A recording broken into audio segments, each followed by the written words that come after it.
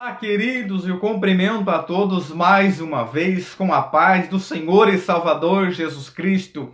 Vamos aqui dar-nos continuidade ao nosso estado final do nosso trimestre da nossa EBD, Escola Bíblica Dominical. Eu quero louvar a Deus com toda a sua gratidão e bondade para conosco. Estamos aqui para encerrar o fechamento da nossa última lição do nosso quarto trimestre, a qual o comentarista é o pastor Wagner Gabi, e estudamos esse tema até os confins da terra, pregando o evangelho a todos os povos até a volta do Senhor Jesus. O meu muito obrigado a todos vocês que esteve conosco no decorrer de todas essas lições.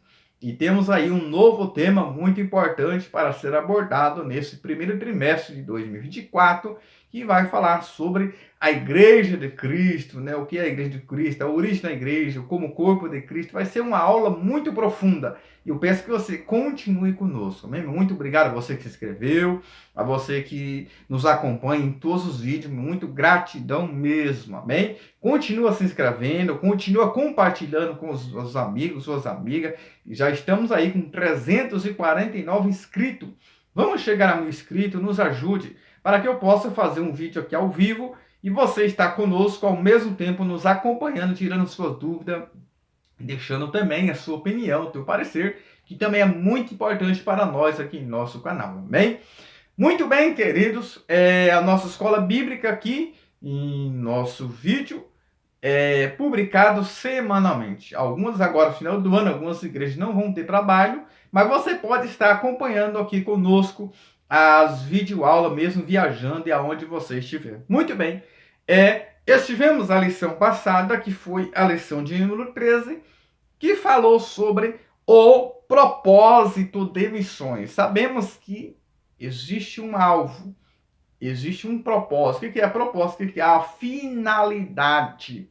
A igreja, ela tem o dever de pregar o evangelho. Qual que é o propósito que a igreja, ela deve pregar o evangelho? Nós estudamos isso no decorrer, queridos, de todas as lições, nós estudamos isso. Nós vemos aí, lá em Atos, capítulo 1, versículo 8, Jesus, ele dizendo para a igreja, os irmãos ali em Jerusalém, disse para que eles receberiam a virtude do Espírito Santo que viria sobre eles.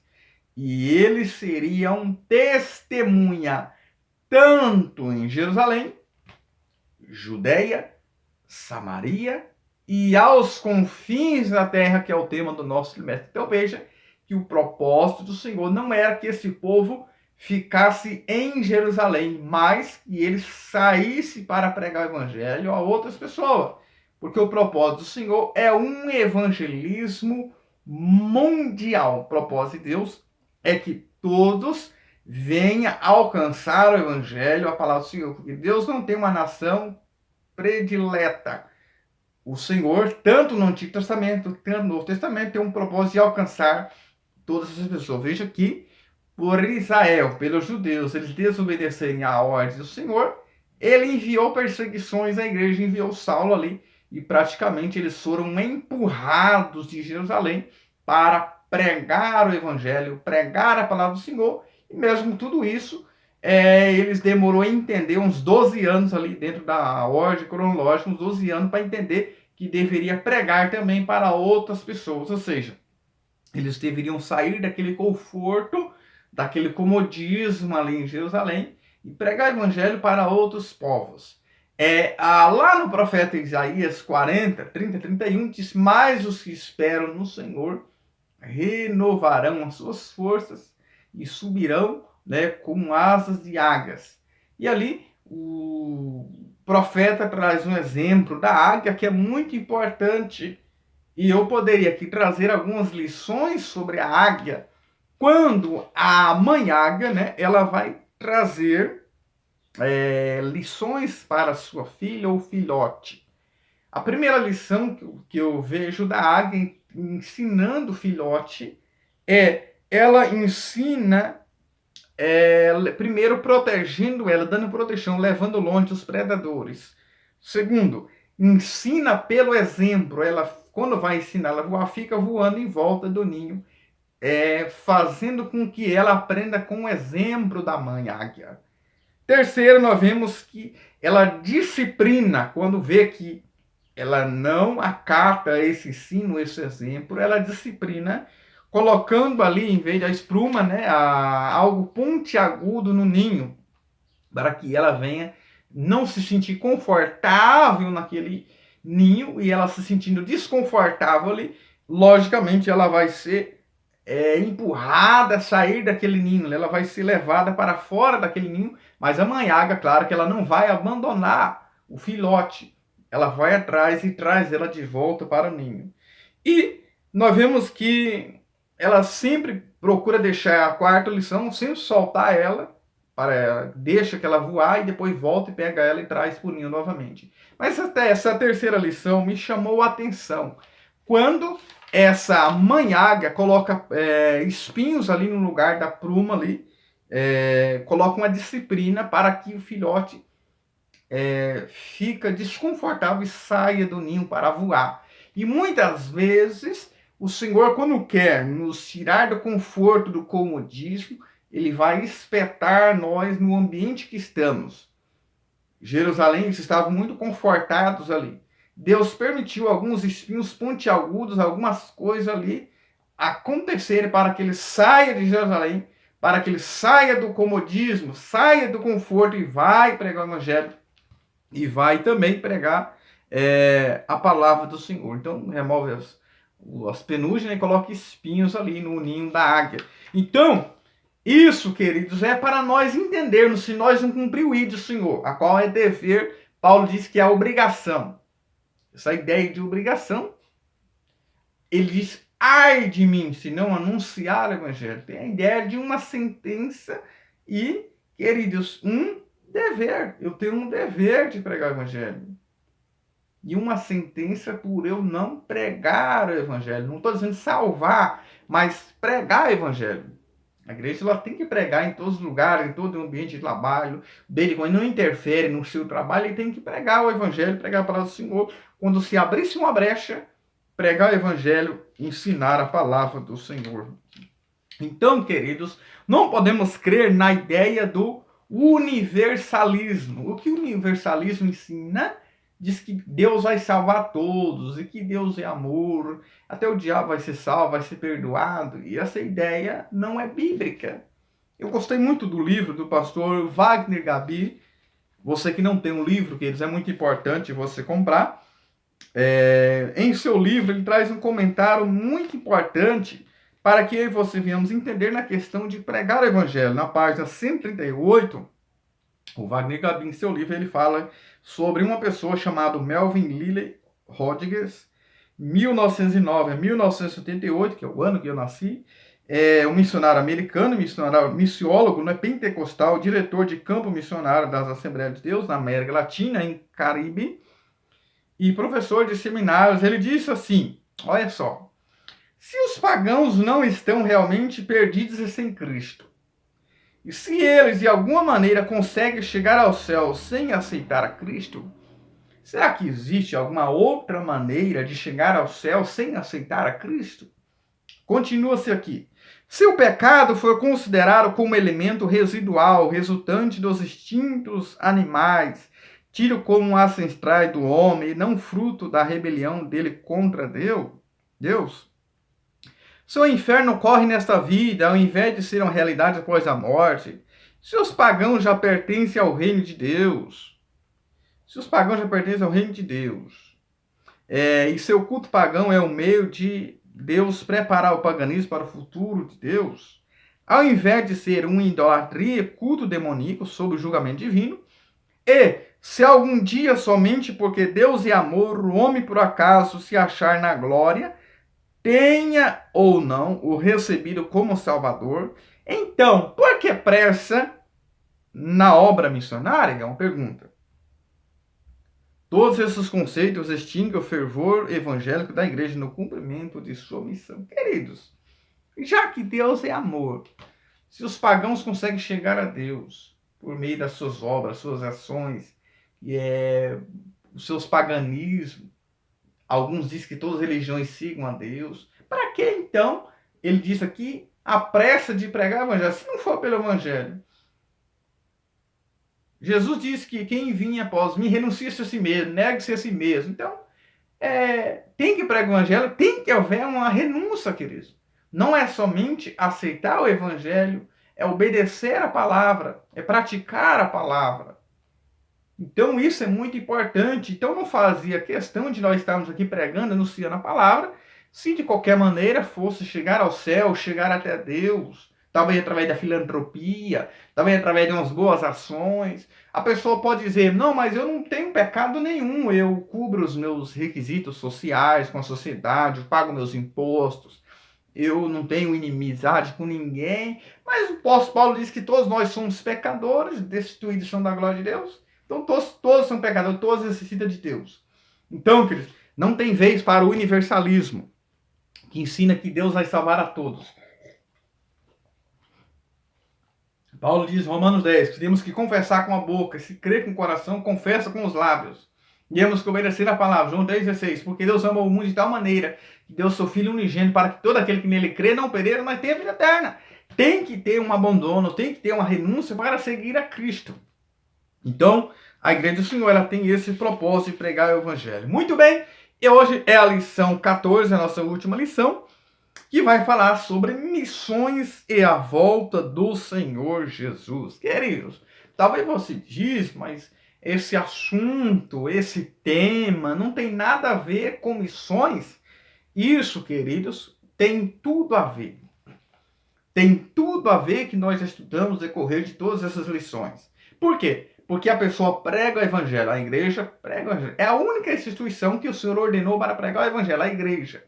Não mandou os espiritismos, não mandou os umbandas, não mandou os católicos, não mandou outras pregar o evangelho. É a igreja. A igreja é o quê? A comunidade dos fiéis, aqueles que aceitou a Cristo e obedecem a sua palavra. Tem que pregar o evangelho. Essa ordem foi somente para a igreja. Não foi para os políticos da época, para os pagãos da época. Essa ordem foi dada para a igreja. Então, a igreja prega o evangelho para que você salve e ir para onde? Para o céu e antes esperar o Senhor Jesus. É ter esperança de Jesus voltar para buscar a sua igreja. E não fazia questão de estar pregando o evangelho, de estar aqui e esperar a volta do Senhor Jesus. Então, a pregação, missões, está interligada com a volta do Senhor Jesus. Nós vamos ver isso. Queridos, a vinda de Jesus surpresa para o mundo é surpresa para os cristãos? Se nós formos olharmos na Bíblia Sagrada, nós vamos entender lá em Mateus 24, do versículo 45, nós vamos entender que a igreja ela já sabe. Quem vai ser surpreendido, na verdade, é o mundo. A igreja já sabe. O que a igreja não sabe é o dia nem a hora, nem o momento, mas ela já sabe que Jesus vai voltar a qualquer momento. Quando você olhar a parábola dos dois servos, lá em Mateus 24, do 45 a 51, vai dizer assim: quem é, pois, o servo fiel e prudente que o Senhor construiu sobre a sua casa para dar sustento a seu tempo? Bem-aventurado aquele servo, quando o Senhor vier achar servindo assim. Em verdade vos digo que o Senhor porá sobre todos os seus bens. Porém, se aquele mau servo disser consigo, meu senhor tarde virá, e começar a espancar os seus conservos, comer e beber com os bêbados, virá o Senhor daquele servo num dia em que não espera e a hora em que ele não sabe. Aqui está dizendo para o servo que é infiel, aquele que sabe que deve fazer e não faz, daquele que sabe fazer o bem e não faz, que é pregar o evangelho, pregar a palavra do Senhor. Ou seja, é um servo inútil. Para esse, sim, ele vai ser surpreendido. Mas a igreja do Senhor, ela já aguarda a volta do Senhor. Então não vamos ser surpreendidos. Vamos ser surpreendidos a questão do dia e a hora, o tempo de Deus. Mas a igreja já sabe que a qualquer momento Jesus ele vai voltar para buscar a sua igreja. Nós sabemos que a vinda do Senhor Jesus ela se dará em duas fases. Primeiro, Jesus vai vir para a igreja que vai vir somente nos ares, imperceptível aos olhos do mundo. O mundo não verá essa primeira fase. E na segunda fase, ele vai vir com a igreja. Então é importante eu e você nos entender isso. Nós tratamos isso na escatologia, nós temos a apostila. Você que deseja estudo na sua igreja, nos convide, nós vamos estar aí. Com o maior prazer, marca aí uns 4 dias, nós vamos estar junto com vocês aí, que nós tratamos esse assunto de maneira minuciosamente. Então, a primeira fase da vinda do Senhor será para a igreja, e na segunda com a igreja. Então, isso é muito importante, queridos, nós entendermos, porque eu preciso entender que a mensagem está sendo pregada entre a mensagem e a consumação, que é em Apocalipse. Existe uma chave para isso. A chave é a missões, é a pregação da palavra. Então, entre a mensagem bíblica e a consumação, a chave para tudo isso é missões. Então, missões está atrelado à igreja. Missões está atrelado à vinda do Senhor Jesus. Quando nós olhamos lá em Mateus 24, versículo 3, estando assentado no Monte das Oliveiras, chegaram a ele os seus discípulos em particular, e dizendo, quando serão essas coisas? Eles perguntam quando e que sinal haverá da sua vinda e do fim do mundo. Eles fazem 3 perguntas aqui. E aí Jesus começa a discorrer alguns assuntos escatológicos. Começa a falar, né? Eu vi guerra, rumor de guerras, não os assustei porque é isso que aconteça, mas ainda não é o fim, quando ele fala quando, né? Então, sinal, porque levantará nação contra nação e reino contra reino, e haverá fomes e pestes, terremotos em vários lugares, mas todas essas coisas são os princípios das dores. Esse é um sinal que nós já vemos aí, está diante de nós. Aí o verso 14 fala, e esse evangelho do reino será pregado em todo mundo, em testemunho das gente, todas as gentes, então virá o fim, ou seja, isso será somente no final do milênio. Então vai ter pregação aí, nós estamos pregando o evangelho da graça. O evangelho do reino vai ser pregado na grande tribulação para as pessoas que for salvas no milênio, para as pessoas entrarem no milênio, chegar à salvação. Na grande tribulação vai ter as 2 testemunhas, vai ter os 144 mil judeus pregando, vai ter anjos voando, Apocalipse 14, 3 anjos voando, pregando o evangelho, para que as pessoas sejam salvas. Então vai ter ainda conversão, vai ter pregação.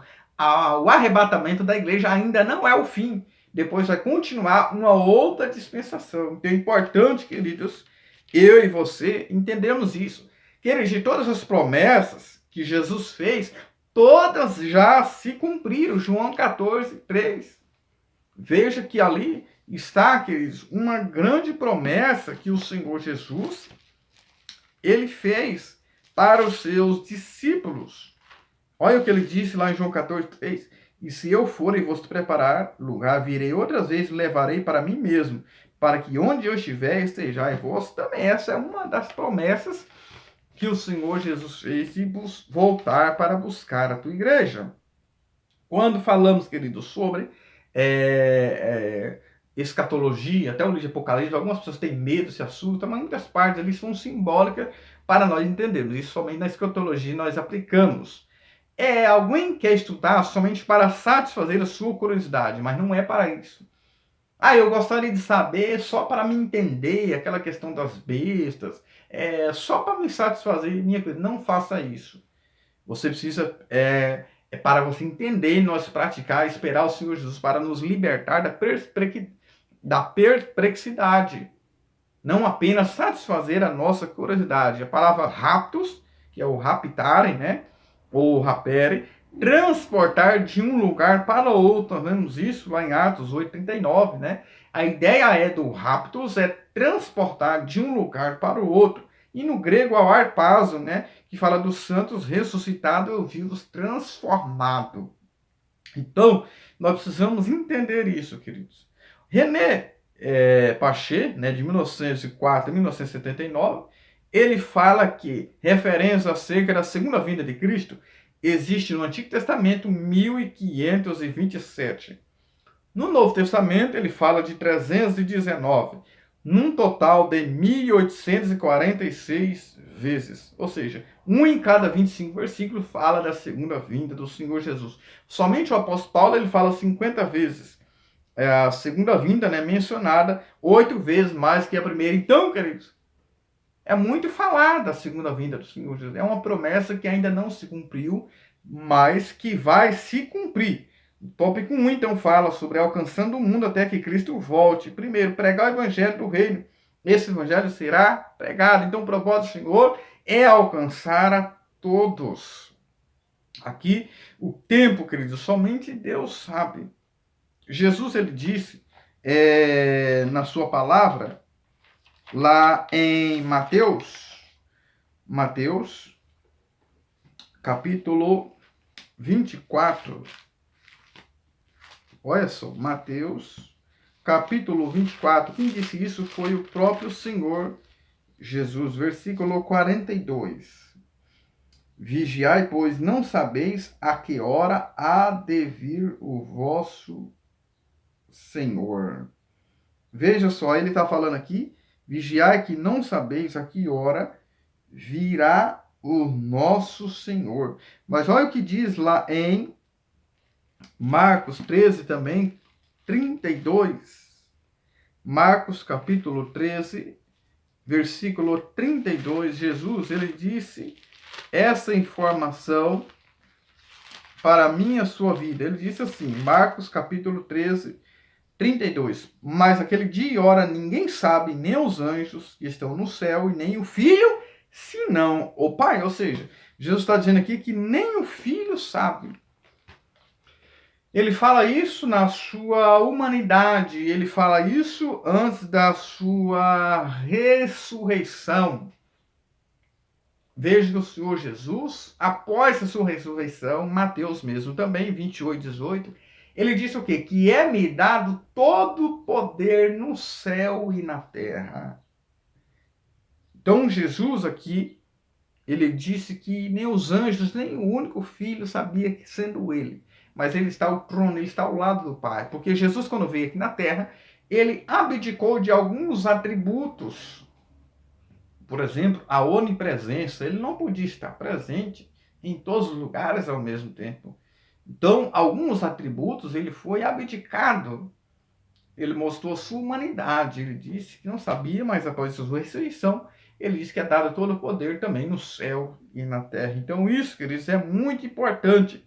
A vinda do Senhor será surpresa para o mundo. Os salvos já espera. O mundo vai ser surpreendido. E os ímpios, infiéis, aqueles que não obedeceu a palavra do Senhor. E nós vemos isso lá em 1 Tessalonicenses 4, 13, 17. Nós vai falar que lá vai falar sobre o arrebatamento, né? Os mortos serão ressuscitados, transformados também, e os vivos serão transformados. 1 Coríntios 15, 52, Paulo também diz que é num abrir e fechar de olho ou piscar de olhos, que é 7 milésimo,3. Tudo isso vai acontecer. E Paulo também diz lá em 1 Coríntios 5 que isso é chamado de o mistério. Então, a vinda do Senhor é um mistério, a vinda do Senhor Jesus. Então, uma pregação do Evangelho é uma emergência. É muito mais do que uma urgência. É quando não alguém está doente, mas é alguém que está na UTI, está nas últimas e precisa de uma palavra minha e sua. Então, mais do que nunca, teremos que pregar o Evangelho. A urgência, o ponto 2, a urgência da tarefa, ou seja, é uma tarefa urgente. Nós já falamos isso no decorrer de todas essas lições. Então, queridos, mais do que nunca temos que pregar o Evangelho e temos que gerenciar os dons e talentos que temos para o reino do Senhor, usar os nossos recursos, investir, empreender no reino do Senhor, para que nós vamos receber o galardão ou a recompensa do Senhor no dia da grandiosa colheita. O tópico 2 vai falar sobre a volta de Jesus atrelado à obra missionária, a relação da volta de Jesus e missões. Billy Graham diz, de acordo com Mateus 24, 14, que Deus ligou a segunda vinda de Cristo ao sucesso da evangelização mundial. Então veja que tanto está, quando fala em Mateus 24, 14, esse evangelho será pregado Evangelho do Reino será pregado a todo mundo, em testemunho a todas as gente. Veja que há um alcance a todos, um alcance global, universal. E então virá o fim, ou seja, o fim aqui, como diz Billy Graham, está atrelado à volta do Senhor Jesus. A pregação do Evangelho está atrelado à volta do Senhor Jesus.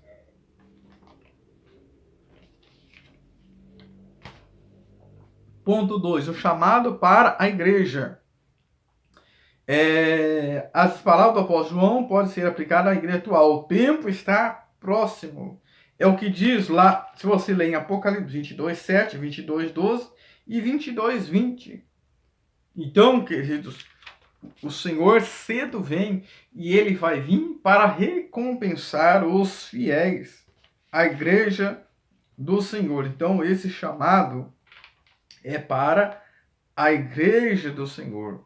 Então, nesses tempos odiarnos, aí, nesses tempos atual, todas essas tecnologias, todos esses meios que o Senhor tem deixado, mais do que nunca, queridos, é para nós pregar o Evangelho. Hoje tem celular, você pode pregar sem palavras no seu serviço. A mulher pode ganhar sua esposa através do seu testemunho, através do silêncio, porque muitas vezes pode haver alguma divergência, a questão do casamento. Então você pode ganhar o esposo, como diz o apóstolo Pedro, através do quê? Através do seu testemunho. Então, vai ter as recompensas para mim e a sua vida. Nós tratamos na escatologia a questão das coroas, que são 5 coroas. A primeira coroa é chamada coroa da vida. Tiago 1,12 e Apocalipse 2,10. A coroa da vida é aqueles que morreram pela causa do reino. A testemunha, né, que do grego é mártir, que aquele que está sujeito a ter mesmo ser morto pela o nome do Senhor Jesus. Alguém diz, eu quero ser testemunho. Testemunho quer dizer mártir. Você está disposto até mesmo morrer pela causa do Senhor? A segunda coroa é a coroa de glória para os que trabalham na obra do Senhor. 1 Pedro 5, do 2 ao 4. A terceira coroa, a coroa da justiça. 2 Timóteo 4, 8. Paulo diz, combati o bom combate, acabei a carreira e guardei a fé. Ele não diz que saiu na carreira, mas ele diz que acabou, quer dizer, consumou a carreira e guardou a fé. Então, para esses aí, que foi até o fim, que perseverou até o fim, fiel ao Senhor, em meio às lutas, provas, dificuldades, eles vão receber a coroa também da justiça. A quarta coroa é a chamada coroa incorruptível.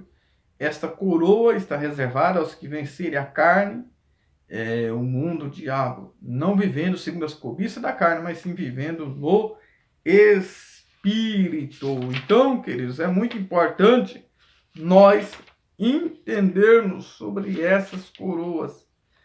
Aqui existe a coroa também de recompensa para aqueles ganhadores de alma. Aqueles que ganham almas para o Senhor, eles vão ter também as suas recompensas. Então, queridos, isso é muito importante, queridos, eu e você nos entendermos sobre isso.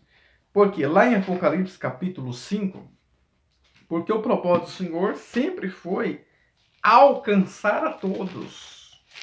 Lá em Apocalipse capítulo 5, se nós formos vermos o versículo 13, eu vi a toda criatura que está no céu e na terra e debaixo da terra, que está no mar, e todas as coisas que nele há dizer ao que está sentado sobre o trono, ou seja, a Deus, e agora também vai ser honra dada, e ao Cordeiro dada ações de graças e honra e glória e poder para todos sempre.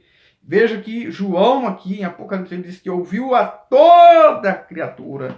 Então, o propósito é uma salvação universal, é alcançar a todos. É o que diz também Mateus 28. Esse evangelho será pregado a todas as nações. Então, o propósito de Deus é sempre pregar a todos. Então, a volta do Senhor, ela está interligada com a pregação do evangelho, ao anúncio do evangelho, as boas novas, que é uma boa notícia Então, queridos, fica aqui com esse vídeo, fica aqui com esse conteúdo, fica aqui com esse ensino que nós, fechando aqui esse trimestre aqui, nós estamos fechando dizendo que missões e a volta do Senhor Jesus. Ou seja, missões está ligado com a volta do Senhor Jesus. Então vamos se fazer missões.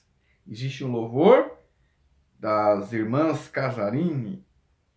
Ela diz assim: na vinda de Jesus, quanta surpresa, tristeza e pavor para quem ficar. Então, na vinda do Senhor Jesus, quanta surpresa. Mas ela diz: tristeza e pavor para quem ficar. Quando falamos sobre a volta do Senhor, pelo menos duas coisas vêm na mente de alguém. Primeiro, ou vai vir o medo, né? Ou o medo, por um lado vem o medo, tem duas reações. Na volta, quando se fala em arrebatamento na igreja, são duas reações na igreja. Medo das pessoas, daqueles que querem ficar aqui, vão ficarem, né? Com medo de ficarem. Mas, por outro lado, na contramão, é alegria para aqueles que vão subir. Então, alguns têm medo de ficar, mas outros têm alegria, porque sabem que vão subir, porque sabem que vão ser arrebatados para estar para sempre com o Senhor. Então, queridos, que Deus continue abençoando a sua vida, a sua casa e a sua família. Amém? Que o Eterno continue te abençoando.